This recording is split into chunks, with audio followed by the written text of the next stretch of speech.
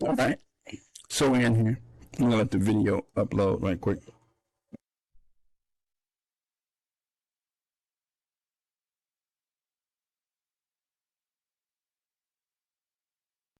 All right.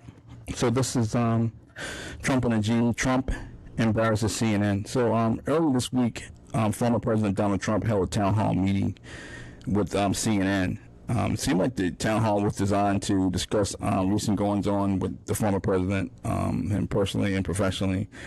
Things like his potential involvement in the January 6th events at the Capitol building, his handling of confidential documents after he left the White House, whether he was involved in any election rigging or potential to try to interfere with election results in Georgia, his legal battles with Manhattan DA Alvin Bragg, New York Attorney General Letitia James, the recent ruling against him for sexual battery and defamation of E. Jean Carroll, and it was highly promoted by CNN. It was probably good for the ratings, but I mean the town hall was a joke.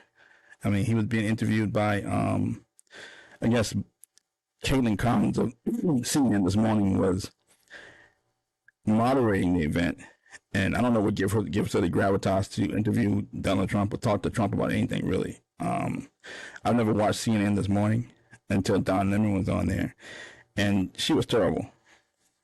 It was not designed to disseminate any real news, which makes sense because CNN hasn't disseminated any real news for the past decade. They're good at clickbait and good at a lot of nonsense and a lot of drama and chaos for views, but not really any real news. That's why their ratings are so low. And she kept cutting Trump off. She would ask him a question, cut him off, wouldn't let him finish a sentence. She clearly tried to badger Trump, which I don't think is a good idea. But you're not going to bully a bully. Donald Trump is media ready. He's built for the media. He's built this brand via the media. He built this brand, this business, at least in the public consciousness via the media. He's used the media to help build a brand, help sell businesses, help sell product, and vice versa. The media has also used him to sell newspapers and generate eyeballs for the TV shows. So it's been a symbiotic relationship. Trump is built for these big moments. He's sort of like Don King. He's a media personality, very charismatic. He resonates with the media. He's very over the top. And no matter what happens, good or bad, eyeballs are always on Trump.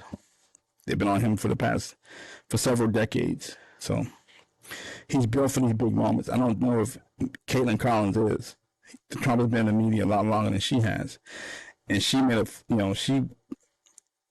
pretty bad account of herself, trying to embarrass Trump. No matter what she threw at him, he hit it back at her twice as hard. So here's a short clip where he basically calls her a nasty woman after she keeps interrupting him and trying to make him look foolish.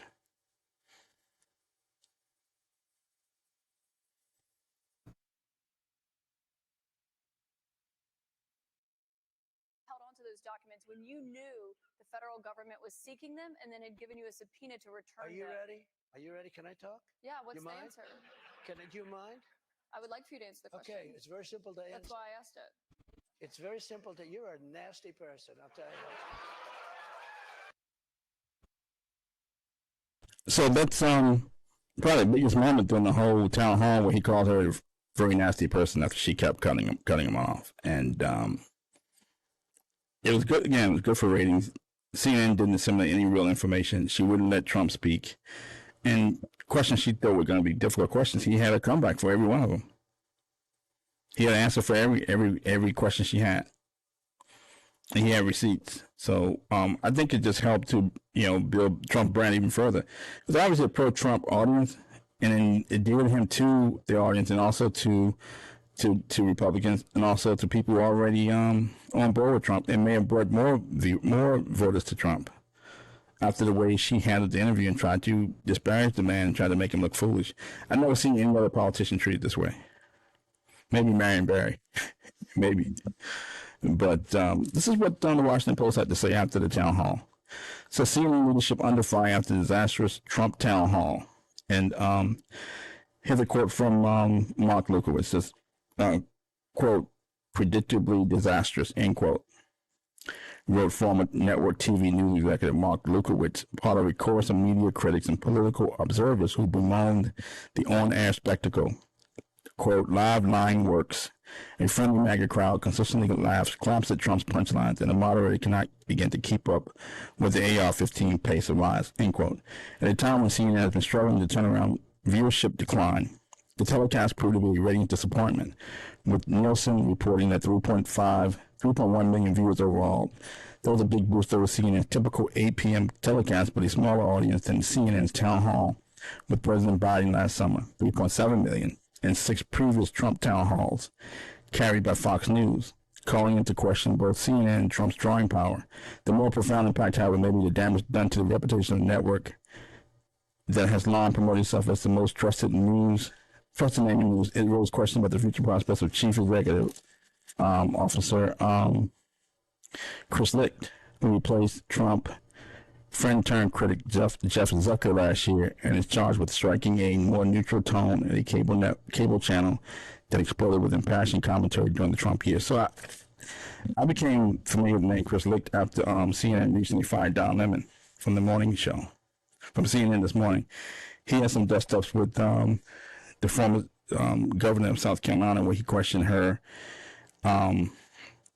whether she was past her prime after she questioned whether Biden was past his prime. So Poppy Hollow and Caitlin Collins had a problem with that. And looking at the way Caitlin Collins treated Trump, there's no way Don Lemon was going to survive on CNN this morning with the office politics, played by Chris Licht, Poppy Hollow, and Caitlin Collins. There's no way he was going to survive.